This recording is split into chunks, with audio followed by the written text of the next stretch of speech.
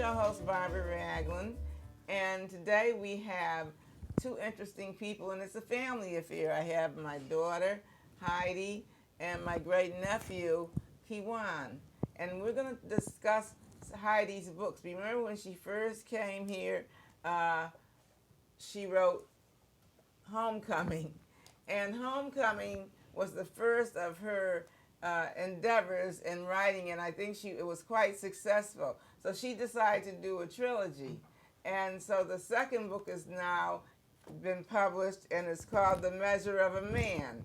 Okay, and so I like first for Heidi to talk about her covers of the book, and then we'll get into the meat of how this one feeds into the second book. All right. Welcome to Spotlight, Heidi. Hi, Ma. Welcome to Spotlight, Kiwan. Hi, Auntie Barbara. Heidi, Yes. your covers are very interesting. Where'd you get the idea for this one? Well, you know what? It's pretty simple. I went on Google Free Images and found this cover. In fact, I found both of the covers. The first cover for Homecoming, my daughter actually designed it once I found the picture. And I thought that I used this cover because it captured the spirit of the book. It's about three best friends who spend a weekend at their alma mater and at the homecoming, and over the weekend their lives change completely.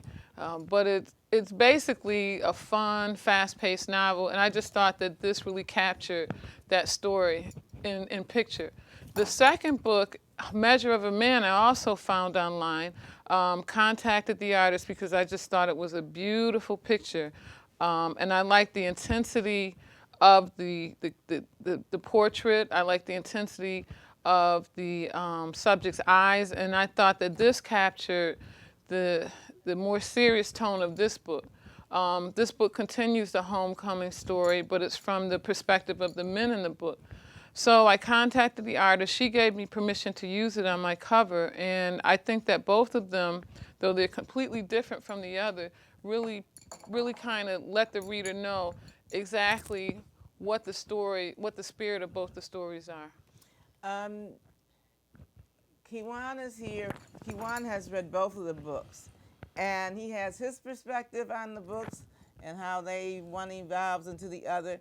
And then Heidi is here as the author, and she can decide whether she disagrees or agrees with, how the characters interact with each other. Heidi, when you wrote this book, okay, how did you feed into The Measure of a Man? How did you link them both together? Well, I knew that Homecoming would be part one of a trilogy by the time I finished Homecoming. But I wanted to challenge myself and write. I didn't want to just continue the story. I also wanted to challenge myself as an author and write the second part of this story from the perspective of the men in the book. And what it does is it answers some questions about the actions of the men that are being addressed, that come to light in Homecoming, and just lets you see the story from their perspective, who they are, and how they determine who they are. How do you feel about that, Kiwan? Do you think she did an effective job? Yes, it was an excellent transition from Homecoming to The Measure of the Man. Thank you. Okay. How so? Like for example, Lonnie, who's one of the male characters in the book, in the Homecoming, you think he's just a dog. He just dogs women out and everything, but when you read in The Measure of a Man, you actually find out where all this came from and all this hurt and his, feeling towards women. It was embedded in him. It wasn't. So they go back to their life growing up.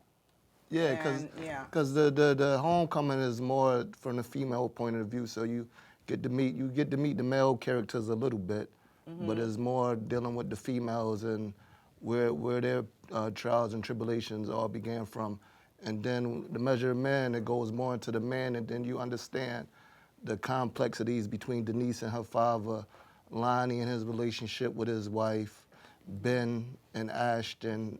So, I mean, it's very, very good reads. I'm more into nonfiction, but I read those books in a couple of hours. Okay. Yvonne, you're a very bright young man. A couple of hours. Heidi, was it difficult for you to make the connection and put this book together, The Measure of a Man? No, it wasn't, which is what, it didn't surprise me because I have two brothers. I have I've always had a lot of men in my life. Half my best friends are men.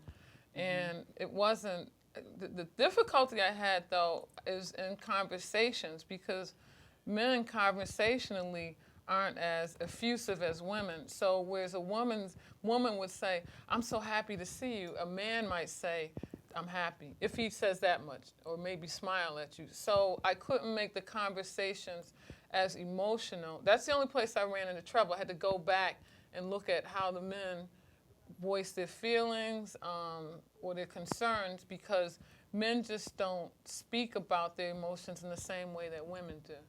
So that was the only, not problem, but challenge that I had. But as far as their reactions, I pretty much hopefully captured what I think a man would do in certain situations.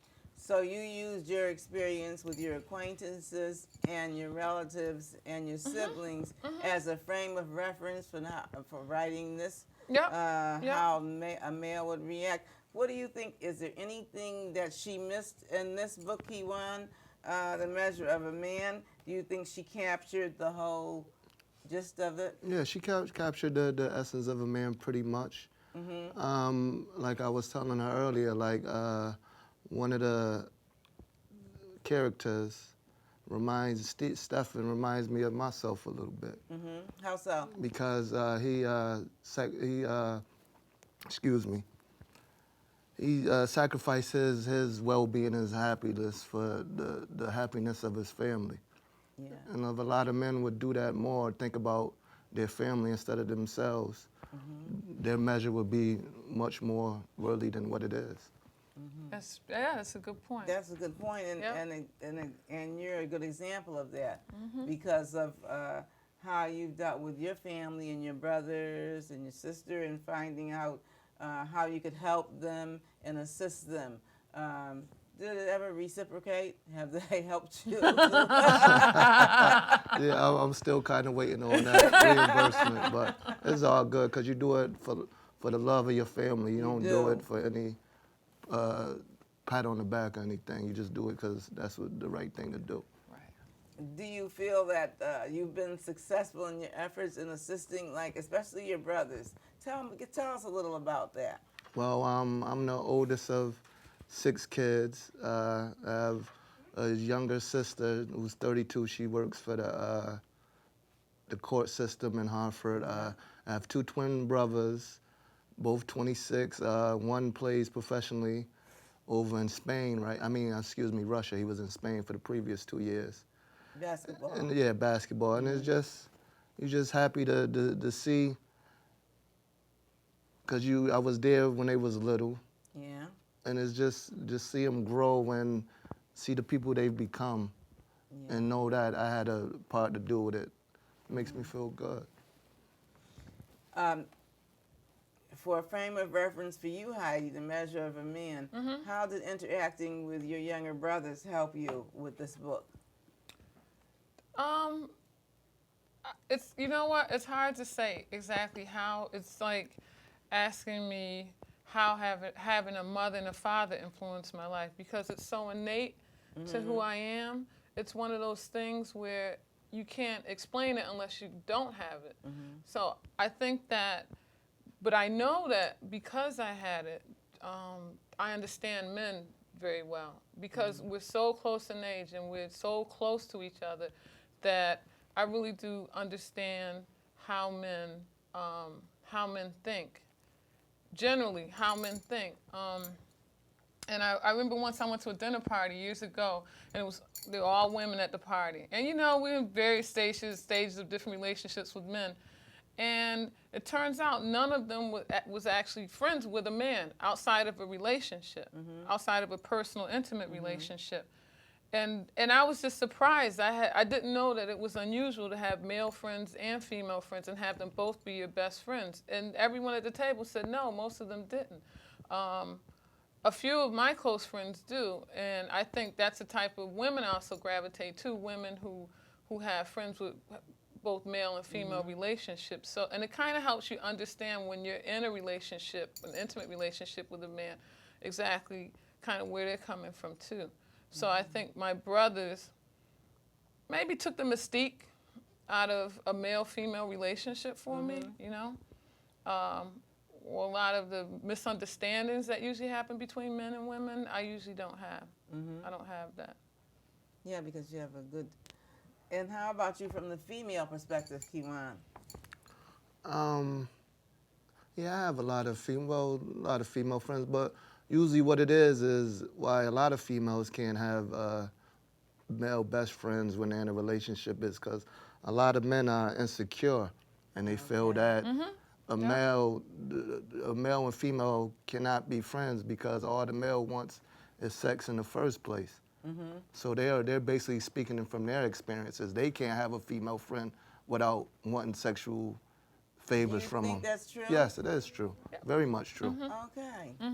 I've had that in relationships, like with boyfriends, Look this way. where I've had boyfriends and I have male friends, and there's been a little jealousy, or the opposite will happen. They'll be better friends. They become best friends with my male friends. But yeah, you do have to recognize that too.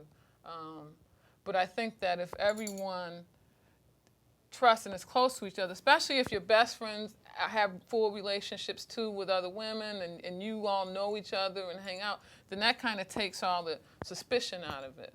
But if I'm seeing someone, I have a male friend, and I'm only spending time with him, my boyfriend isn't involved, that person doesn't have a female in his life, anybody would be suspicious. Yeah, anyone would. But I think the thing I like about the book is that it kind of tries to look at the same situation from two different perspectives. Like you said, in the beginning, you saw all the trauma and hurt from the women's perspective. And then when you got to Measure of a Man, you looked at that same pain from a man's perspective, or those differences from their perspective. Because in Homecoming, Denise is abandoned by her father, and that's all you know.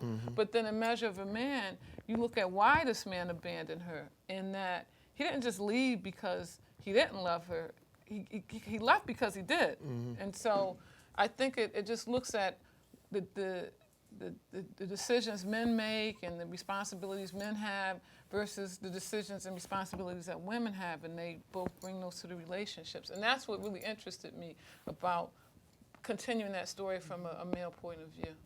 That was what challenged me, and I liked it. Does this book address the sensitivity in men? I know I have a professor that said that men were very, sometimes the women, get angry at the man, and they said, he did this and he did that and whatever, without thinking or the thought of, gee, maybe he's hurt, or maybe he's sensitive, or maybe I said something. How about that, Kiwan? Yeah, she touches the male feelings up in there. There's a couple of moments. I don't really want to get the book away. But, you can, because... but like there's one instance in the book where Ben comes to grip with a situation that's brought to his attention. And he leaves the situation and sits in his car, and he breaks down because it was something he hasn't dealt with. He was actually running from the situation, and the current situation he was just involved with brought those feelings back. So that helped him deal with the crisis he was going within his side. Yeah, I think that women do it too, but I think men more so, where they just keep pushing through and they don't really deal with all the emotion that they have. And people will say, like, women will sit and talk, they'll cry, they get it out. Whereas men react in a different way. They may become more physical, more focused. They just they push those emotions down. And what happened with Ben is he pushed them so far down that he didn't even realize they were there. Yeah. And then a relationship happened, or a situation happened that made him, like, it just brought everything up, and all he could do was break down. He just He just broke down and cried. So, yeah. Yeah, men are more, tend to put up more walls and barriers. Smoke Yeah. screens. Females are more of a emotional creature. So when we're in a relationship, male and female relationship, females then deal with more emotions. I always say females fall in love and men fall into it. Like they're not in love at first, they don't have feelings. They put up the guard, but little when you chip it away, then they actually fall into the actual act where a female is there from rip. Beginning. Yes. Yeah. Okay. Yeah, that's true. That's true, isn't it? Yeah. Yep. So you're looking here at the male perspective. Here you looked at kind of the male-female perspective because of the involvement of a marriage or relationship or what was going on. And homecoming? Yeah, and homecoming. So now here in the measure of a man, is anything resolved like the guy that was a hound? Did you find out in this one, the measure of a man, why he was such a hound? Or you just Yes. left it out there? Yes, Lonnie. That's who Kiwan was referring to initially. Lonnie is a hound. He chases women, but you learn that Lonnie comes from a background where and from a very young age, he had that in his life. He was just imitating what his parents did. Okay. And also, although he loved his mother, he adored his mother, he was a little afraid of his mother. And he came from two parents who just had those two actions going on that actually turned him into a hound, where he controlled women because he was afraid of them. And he had a father who was a philanderer, so he just became like a double shot of both his parents.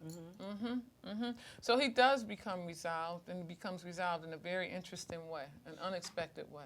Kiwan, do you think that the male or the female influence is stronger, especially when you get to adulthood and you get involved with other women or in other relationships? Do you think back to how you lived and what you lived through, and this is how I have to deal with this in this relationship? You could kind of use it as a reference point, but Okay. each relationship is different. Okay. And that's another reason why a lot of relationships are a little tumultuous, because people try to bring their past baggage onto their next relationship. You can't do that. You have to start a clean slate. Everybody's not the same. Okay. You pick up, you learn from each relationship you're in, and you take little bits and pieces, but you can't bring that whole previous relationship to the next relationship. Then you can't grow. But you're a very smart young man. Some men don't. Do you feel like some men don't deal that way? Yeah, because a lot of men, like for the Lonnie character, for example, they're put in situations where they don't know no better. Like I was raised around all women, so Okay. I couldn't see myself treating a woman wrong just from being raised by my grandmother, my mother, bunch of aunts. So I couldn't see myself. It's kind of like, how could I say, like Tupac. I really didn't like Tupac growing up because I thought he was a philanderer and all that. Until I seen a documentary and he was talking about that's just an aspect because he loves women. He was raised by women. Yes. So that's just him showing his love for women. So when he has Brenda has a baby, when he's talking about, a single mother growing up, taking care of a kid, and then I get around where he's talking about he's messing with a bunch of women. He's just showing both aspects of a relationship you will have with a woman. But for me personally, I could never see myself doing a female wrong like that just because I wouldn't want nobody to do my mother or family member of mine wrong. Yeah, especially I think he was born in prison, wasn't he? Yes. Yeah, Tupac Shakur. Was he a rap artist? Yes. Yeah. I met when I was in Cabo. I met some of his teachers from New York. Okay. And they knew his mother. Okay. And when she was in junior high school, and then when she had the baby, they kind of followed her through, so they knew. We talked about that a lot. I find these books very fascinating, Heidi. I can't wait until you write the next one. Well, there's a third installment. Yeah, really? Yep. You think how soon can you get that done? Late spring. Late spring, okay. Mm-hmm. How has the reception been on this one? Great. Okay. Great. Yeah. Yeah. I understand you have some other ventures going. Not other ventures. Everything I do ties into the book. I have an upcoming interview on a radio show that's an online talk show, WSUI Online, and that's Monday at 6:30. I also have a book sale this Friday in Philadelphia, and then an upcoming book signing in Virginia. And then I'm also scheduled to start hosting a talk show. But like I said, everything ties back into the books because it's what I love to do. I love to write. I love to talk about writing and understand people's perspective on what I've written and just hopefully present them with something that interests them or that is of some use to them. So it seems like you found your niche, and I think that's great. What about you, Kiwan? Pardon me?